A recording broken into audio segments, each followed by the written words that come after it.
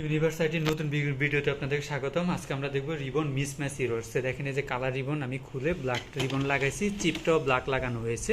হওয়ার পরে প্রিন্টার এই যে দেখেন প্রিন্টার রেডি পজিশন আছে, বাট আমরা এখন একটু প্রিন্ট দেই। দেখেন এই যে এখান থেকে আমি একটা জেপিজি প্রিন্ট দিচ্ছি, আপনারা যে কোনো জায়গা থেকে প্রিন্ট করেন একই ইস্যুস। এই যে প্রিন্টার হচ্ছে আমার কপি 4টা প্রিন্ট দিলাম। কি হচ্ছে এই যে মিসম্যাচ ইরোর দিচ্ছে, ইরোর দিচ্ছে, ক্যান্সেল দিয়ে দিলাম। এটা দেওয়ার পরে হচ্ছে কি রিবন ইরোরটা দিচ্ছে হচ্ছে কি আমরা রিবন টাইপটা মূলত চেঞ্জ করা হয় নাই, সেজন্য কালার ছিল। এই যে প্রিন্টার প্রিফারেন্সে গেলাম, গেলে দেখেন রিবন টাইপটা কালারই আছে, বাট আমি কালার রিবন তো খুলে ব্ল্যাক করেছি।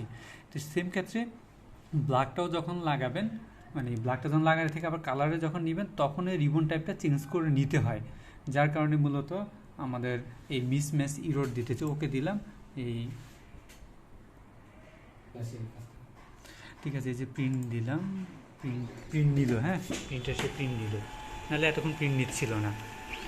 এই যে প্রিন্ট হলো। আপনারা এই কাজটা হচ্ছে কি যখন আপনাদের ইলাস্ট্রেটর থেকে প্রিন্ট করেন তখনও মানে এই জিনিসটা প্রিফারেন্সের দিকে মানে যে চেঞ্জ করতে হবে, অথবা হচ্ছে যে এখানে যে আছে ডিভাইসের প্রিন্টার, এখান থেকেও প্রিন্টার রাইট বাটন ক্লিক করে প্রিন্টার প্রিফারেন্স থেকে জিনিসটা এই যে ব্ল্যাক করে রাখবেন। অনেক সময় এগুলো মানে অ্যাডজাস্টিং দুইটা না হলে অনেক সময় প্রবলেম করে। ঠিক আছে, ধন্যবাদ সবাইকে। পরবর্তী ভিডিও পেতে আমাদের চ্যানেলটি সাবস্ক্রাইব করে রাখুন। ধন্যবাদ।